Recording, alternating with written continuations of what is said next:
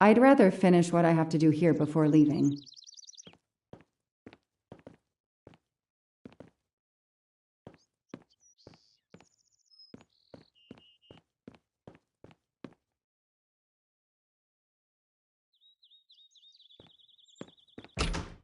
Hello, Miss Morrow. I'm here to see Colonel Armstrong. Good morning, Detective. Colonel Armstrong is upstairs. He isn't well.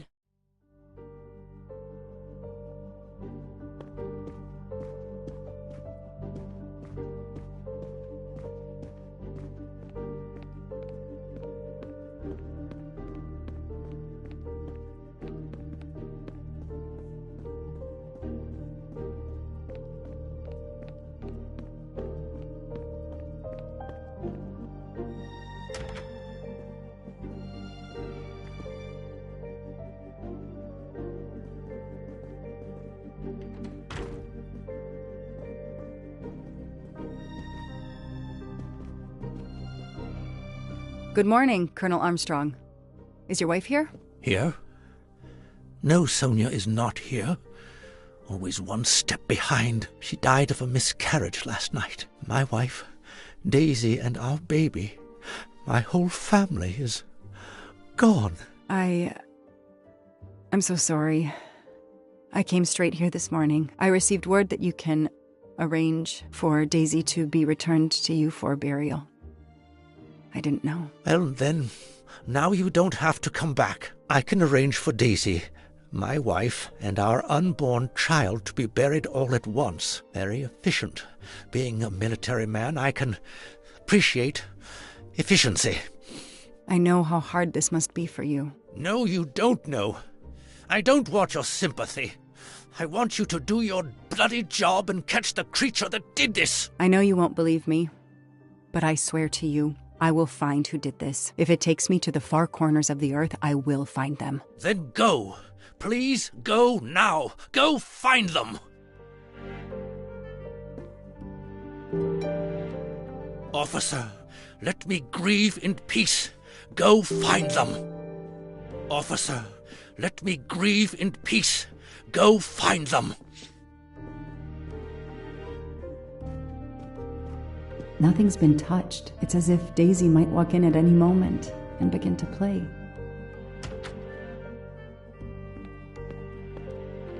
The house that once held the laughter of a child now feels so empty.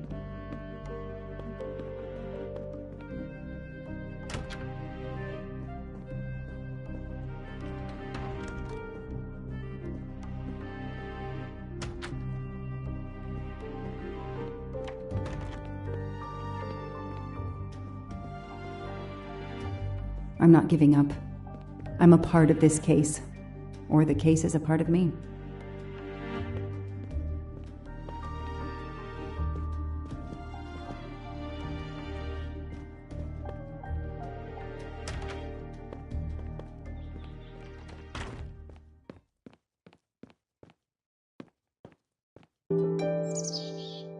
All units, Hike is in the vicinity of the cabin where Daisy Armstrong was found, spotted a pickup truck drive through the barricade tape, and then head up the dirt road toward where the subject cabin is located. Any car nearby who can respond? Unit 28, we can respond, but we're a ways away.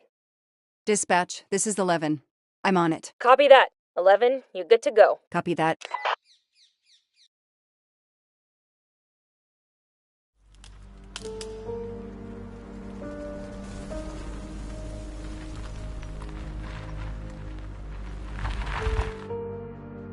Okay, there's the pickup. Let's see who ignored our barricade tape. 11 here. I'm at the cabin. Someone has broken in. Are you requesting backup? Not yet. I'm going to take a look around. Copy that, 11.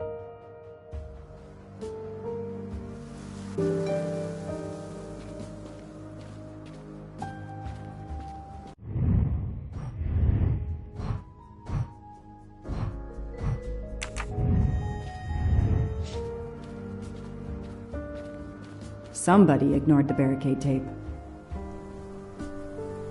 Footprints. A forensics evidence identification marker.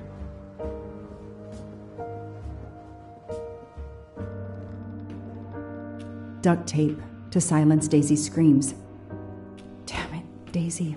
I will find whoever did this to you. A forensics evidence identification marker. He's not here. Three, 892.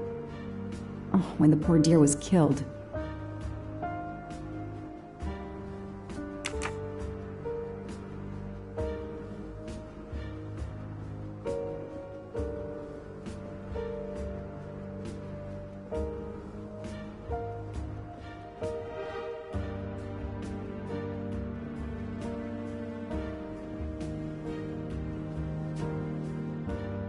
Forensics had to go through this place with a fine-tooth comb.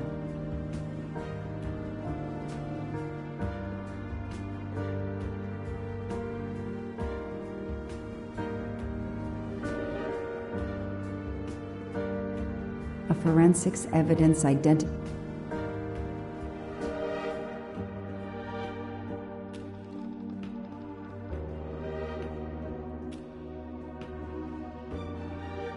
That's where I found Fluffy, Daisy's special toy.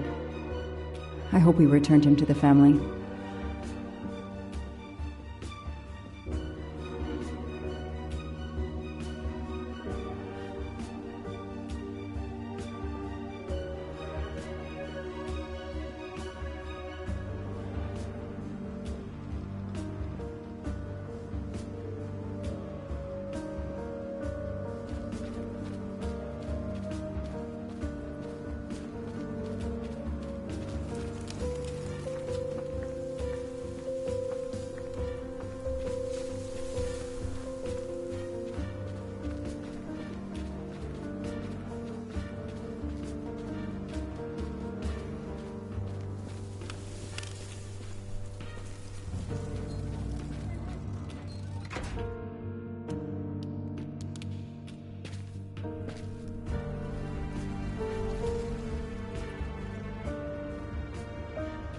Don't shoot, officer. I'm on your side.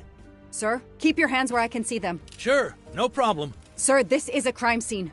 Who the hell are you? I'm a reporter. Boston 6 News. You can get us on cable even here in the mountains. They haven't heard of crime scene tape in a big city like Boston? All right, that wasn't my best move. I got all excited. I didn't expect to find the place deserted. It was hard to resist. You should have tried harder. I'm placing you under arrest. You should be thanking me. Look what you apparently missed and I found. We'll get to that, but you're going to answer some questions first. I'm more used to asking questions, but fire away. Who are you exactly? I'm Michael Clark, journalist for Boston 6 News. Off camera, but someday I'm going to be anchor. You just wait. Do you have a way to prove that? My press card's in my truck. What are you doing here? You should know a crime scene is off limits. I'm investigating the Daisy Armstrong kidnapping like you. Does the pickup parked in front of the cabin belong to you? Yes, indeed, it's mine. I'll check. Show me your hands. I'm gonna cuff you. I'm sure we can work out a deal. Put your hands in front of you.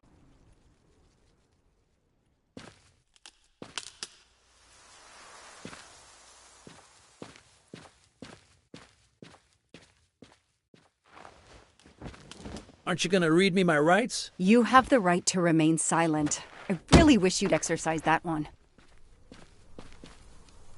Dispatch, this is 11. I intercepted a suspicious individual at the crime scene. I'll check to determine how badly he's compromised it. Then I'm bringing him in. Copy that, Detective Locke.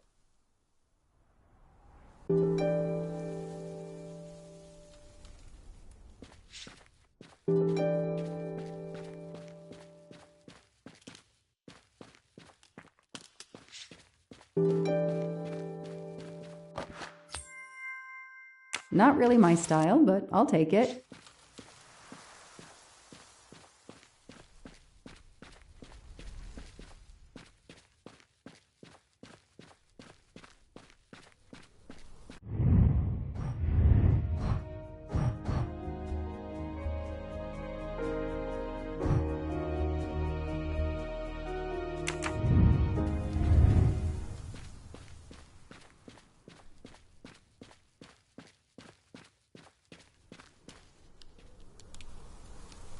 This outline is the same shape and size as the gasoline can. This outline is this.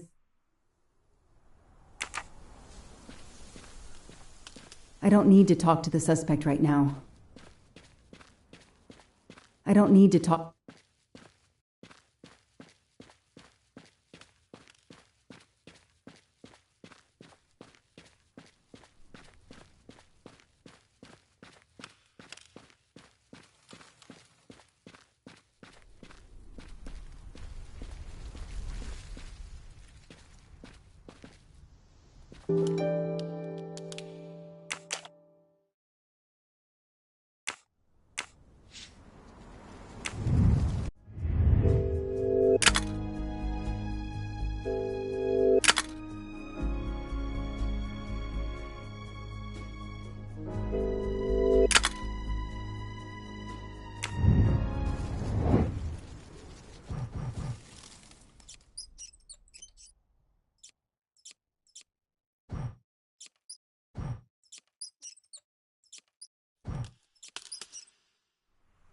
Yes!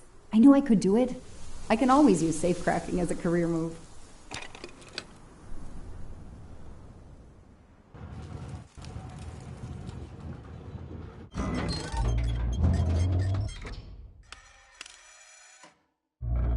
There. Now let's see what secrets you're hiding.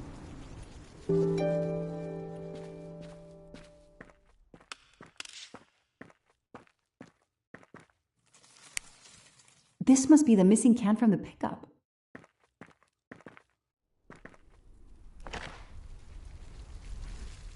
The cap's been damaged, and some gasoline has leaked out.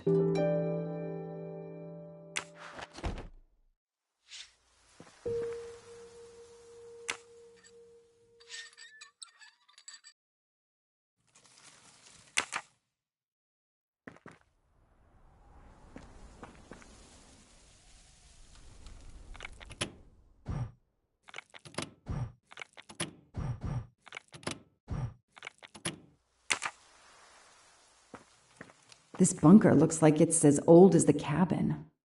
Everything is falling apart.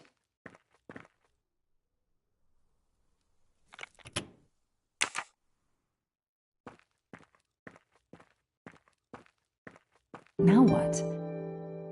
I have to turn the power back on to open this magnetic door. No, doesn't work.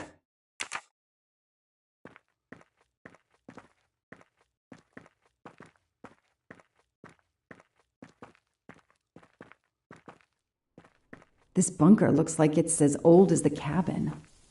Everything is falling apart.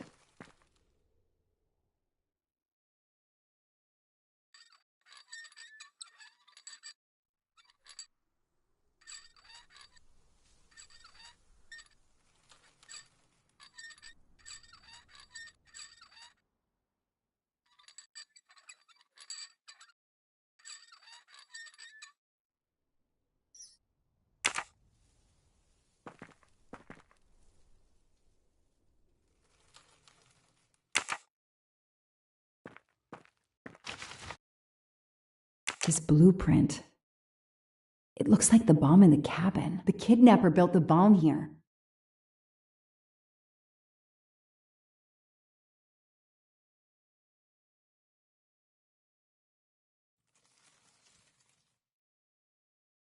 This blueprint. The kidnapper.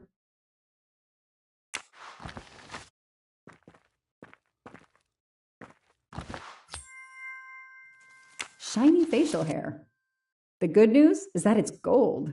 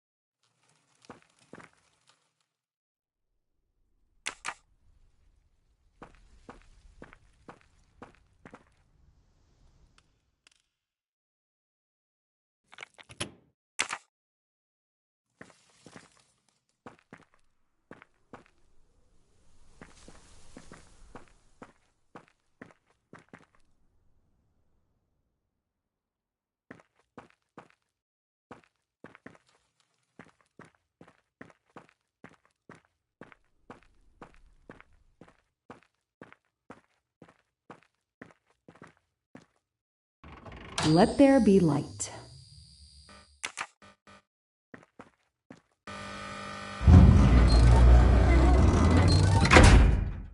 Perfect, it works. February 24th, the day of the kidnapping. They knew about the party and everything.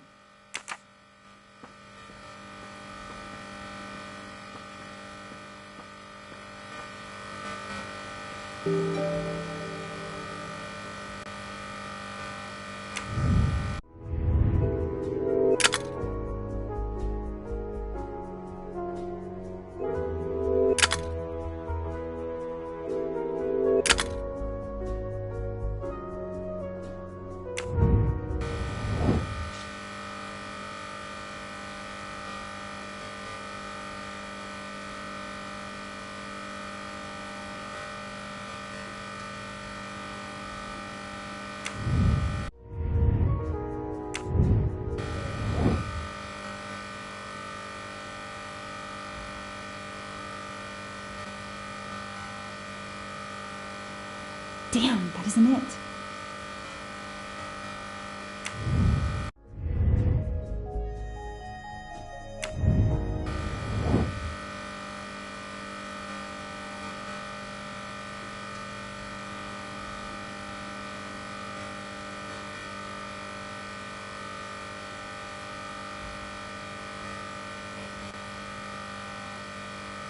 Yes, I knew I could do it. I can always use safecracking as a career move.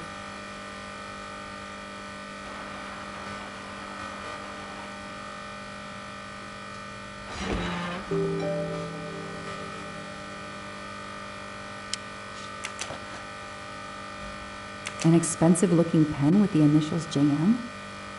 What's its story?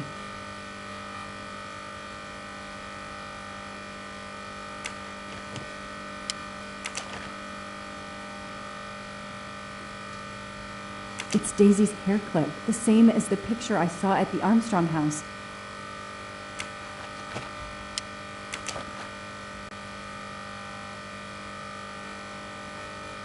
That looks like a hair caught in the band around the money. Forensics will tell me for sure, but that doesn't look like Daisy's color. These get locked up again until forensics get here.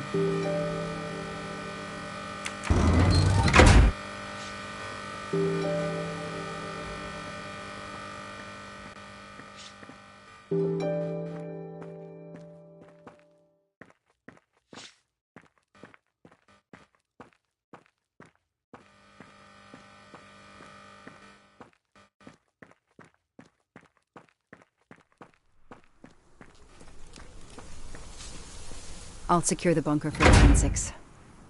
Progress at last.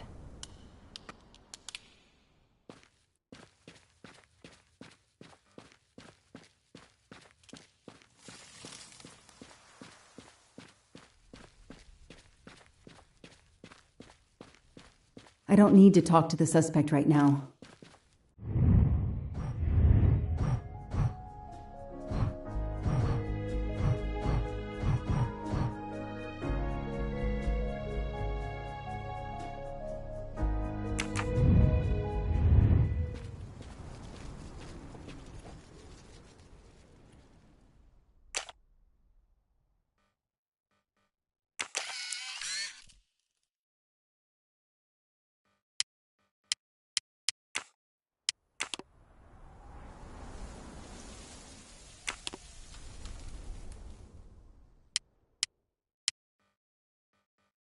Candid photos of the entire Armstrong family. A reporter just doing his job. Or something else?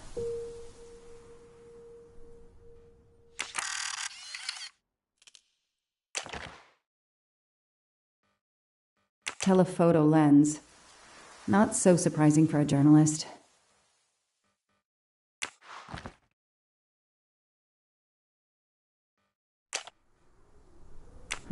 The glove compartment is closed.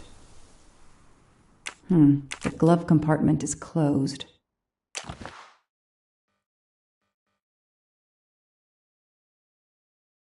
Clark's press card, and the phone number of the newspaper is on it. Ah, good. I can give them a call.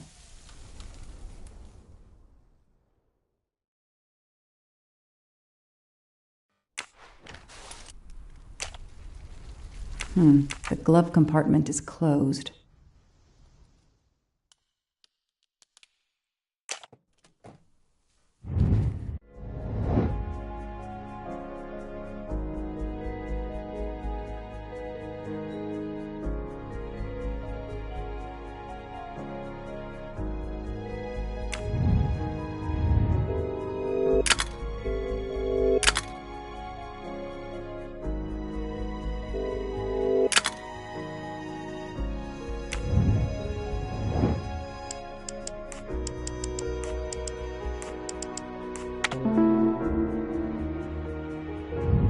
That is a great detective job.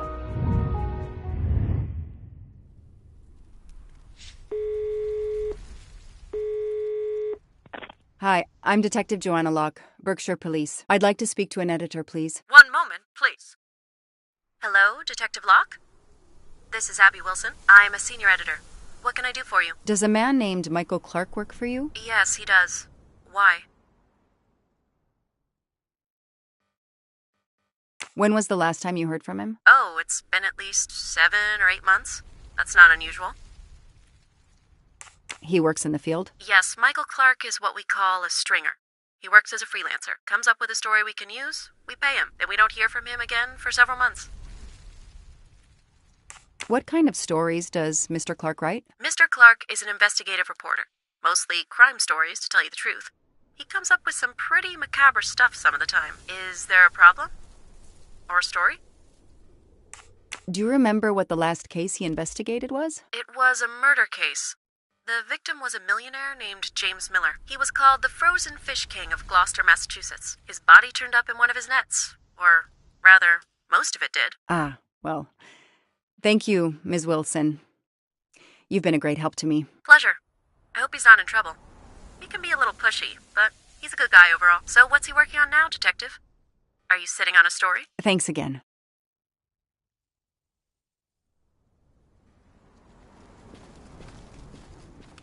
I don't need to talk.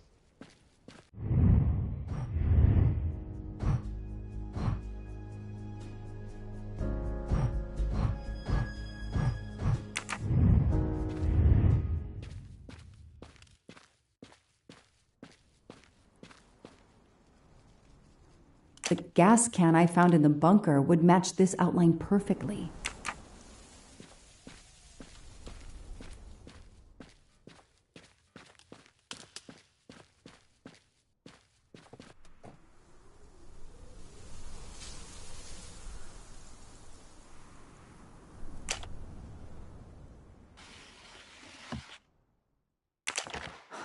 Car keys in the sun visor. A classic hiding place.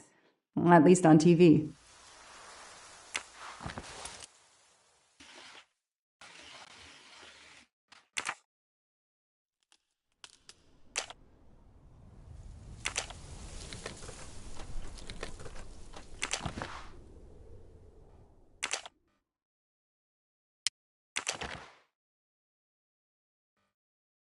Clark's driver's license seems to be in order.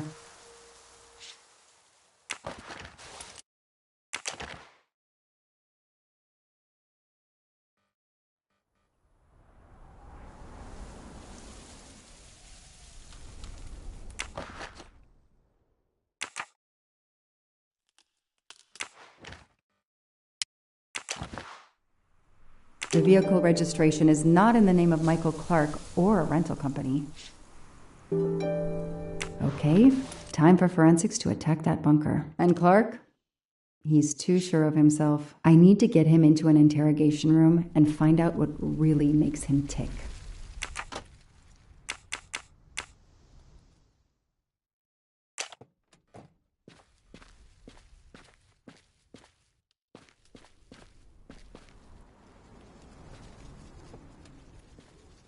I know my rights. You can't keep somebody locked up in a car like this, you know. You wouldn't do it if I was a dog. Do they have bathrooms at the station?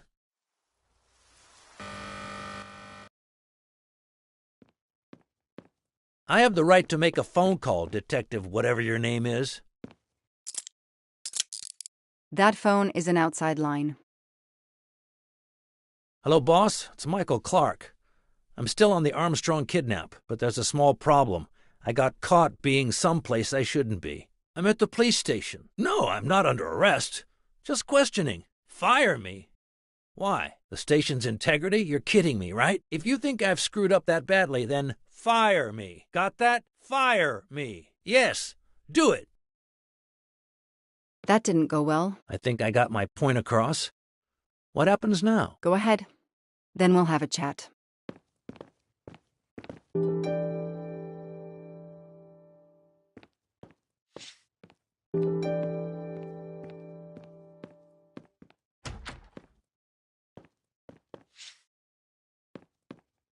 An extra computer so I don't have to go all the way out to my desk. I'll add these to the file. Anything that will erase Clark's smile. The only comfortable chair in the whole station. But there's no time to rest. Case files. A lot of them for our tiny town. This is all a game to him, and he doesn't expect to lose.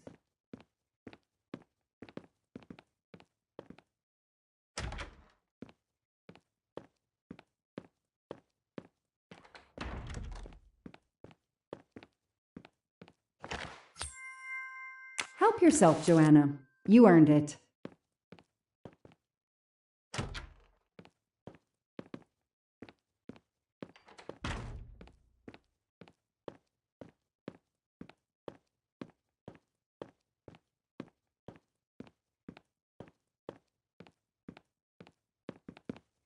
Now that we've taken your DNA, we can begin. Interview of suspect Michael Clark, 6 p.m., March 30th, 2019. This interview is being recorded. By elves behind the mirror, no doubt? You were arrested at a crime scene where you damaged police barricade tape. I'll pay for a new role. That's a Class A misdemeanor, and it carries a $500 fine. Oh, that's unfortunate. To begin with, where were you on the night Daisy Armstrong was kidnapped? I was watching TV in my motel room, but I had my police scanner on. I heard the first reports that the little girl was missing. No way the police at the scene were gonna let me get close. I set my alarm so I could get on the story first thing in the morning and tried to sleep. It was difficult. Can anybody confirm where you were? No, afraid not. I was alone and sleepless. A sad combination. And I realized a bad alibi.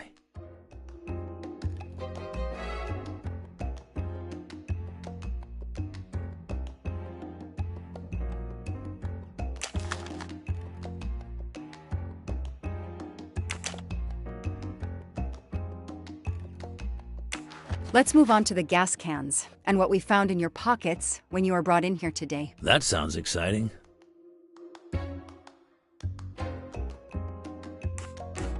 In addition to the gasoline in the back of your pickup and another in the bunker, you had a lighter and gloves in your pockets. You were going to set fire to the bunker and every scrap of evidence inside. Where to begin? I'm sorry to disappoint you, but I wasn't planning to use these things to destroy the crime scene. I've been around crime scenes my entire career. I brought the gloves so as not to contaminate it with my fingerprints. The gas can in the back of my pickup, I use it to put gas in the truck. Gas stations are few and far between in your mountains. I didn't know there was a gas can in the bunker. If that's true, I did you a favor. My arrival obviously scared off somebody planning to burn everything. Do you also have an excuse for your lighter? The lighter? I'm trying to quit smoking. I use the lighter as a reminder not to start again.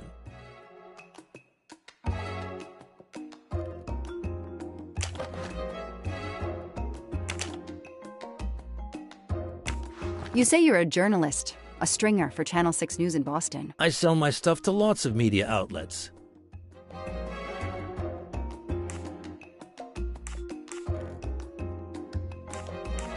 Your camera was in your pickup. You didn't want to take pictures of the crime scene? I like to get the lay of the land. Once I see the story I want to tell, then I start documenting it. I don't know any journalist who works a case without their camera close at hand. He thinks he's invincible. I need to play his ego. That's the key. What are you doing in the Berkshires? And what is your connection to the Armstrong case? For the past few months, I've been working on a big case. Boston 6 News was looking forward to my next story. The Armstrongs have been on my list of potential targets for a long time. I changed gears when Daisy was kidnapped and started investigating the Armstrongs.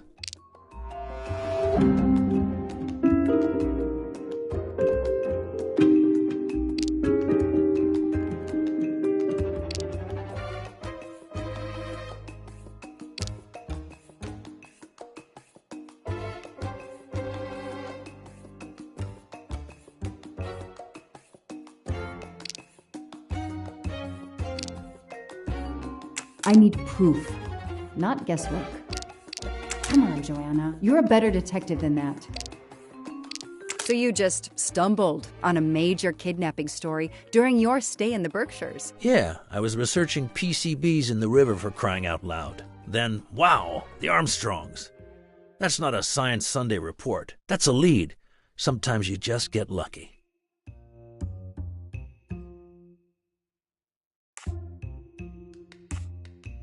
Your camera in the pickup. There were photos of Daisy from before she was kidnapped. The Armstrongs are a famous family like the Kennedys or Hollywood couples. Gossip sites love them.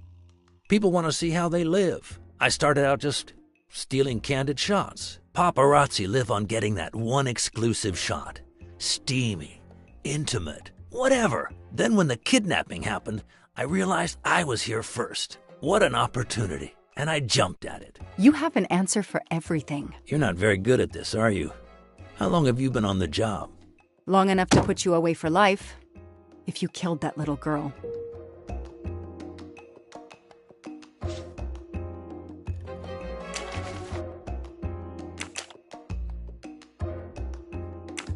Let's start with why you went to the cabin. If the police were interested in it, I was interested in it.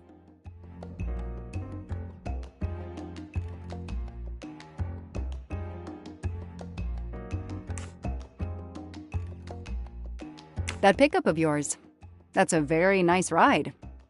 Especially for a stringer who only gets a few stories on the air. How can you afford it? When Boston 6 does use a story, they pay okay. That truck is top of the range. How much did it set you back? $55,000, $60,000? When I have to, I do what everybody else does. I take out a loan. How about you, detective? You got a loan on your car? He's enjoying himself. I need to throw him off balance somehow, surprise him into making an error. Explain to me again how you got to the crime scene. I listened in on the police radio frequency. Anybody can do it with a scanner. I headed for the crime scene in my trusty pickup, like I've done for years. After the forensic team left, I needed to see the crime scene for myself. I got to the bunker just before you arrived.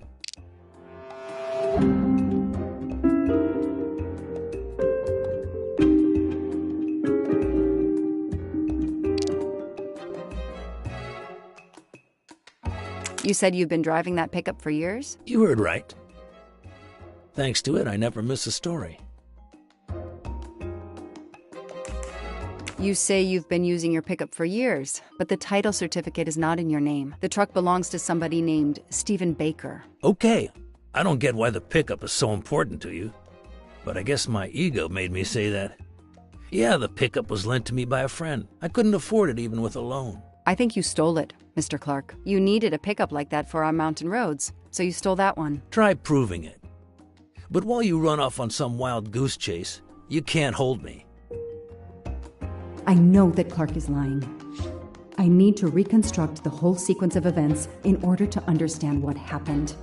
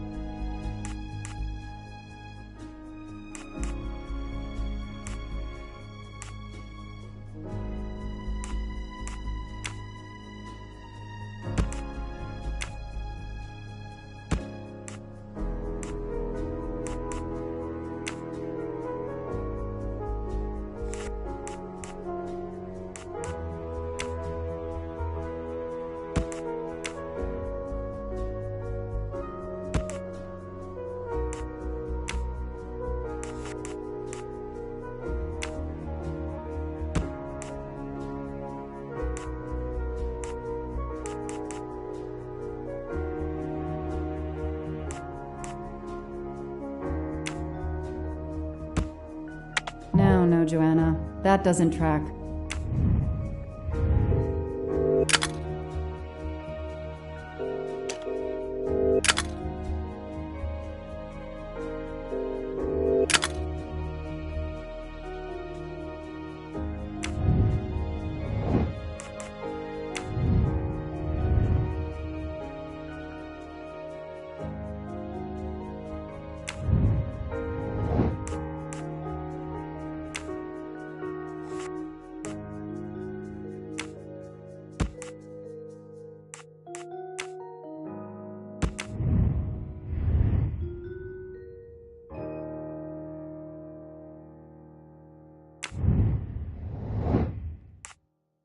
No, I did something wrong.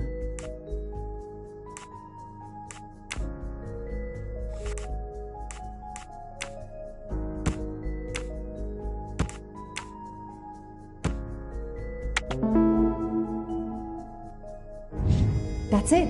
No rookie mistake there.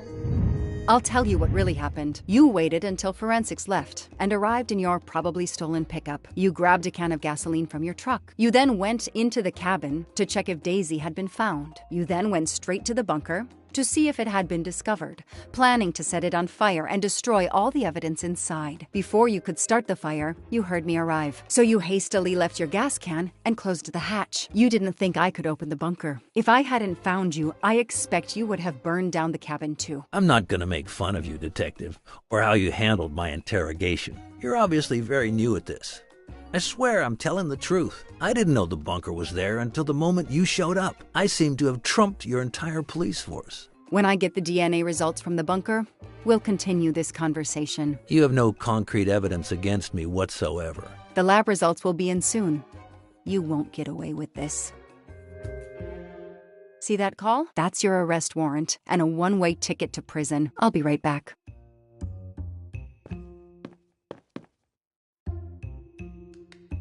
Hello, sir. I think I found the man who kidnapped Daisy Armstrong. I'm interrogating him now. Hold on, Detective Locke. I have some bad news. Someone set fire to the cabin in the bunker. The fire department is on the scene, but they say it's too late. That's impossible. My suspect has been in the interrogation room with me all evening. We can't hold him. Suzanne Moreau. Her fingerprints are on the wine bottle found in the cabin. We also found an unknown person's fingerprints, but they don't match your suspects. Sir, with all due respect, I'm convinced Michael Clark is involved. Detective, I'm cutting you some slack already. But we cannot hold your suspect simply because you're convinced he's guilty. We have evidence that Suzanne was working with an accomplice, Noah Garrity. I order you to release the reporter and arrest this Moreau. Let me just check my last lead. The DNA analysis of the hair found in the bunker safe. The results just came in. I know how hard this is. Okay. Get the DNA results. Detective Locke, I will give you 1 hour maximum. Then you close the file and arrest Suzanne Moreau. Thank you, sir.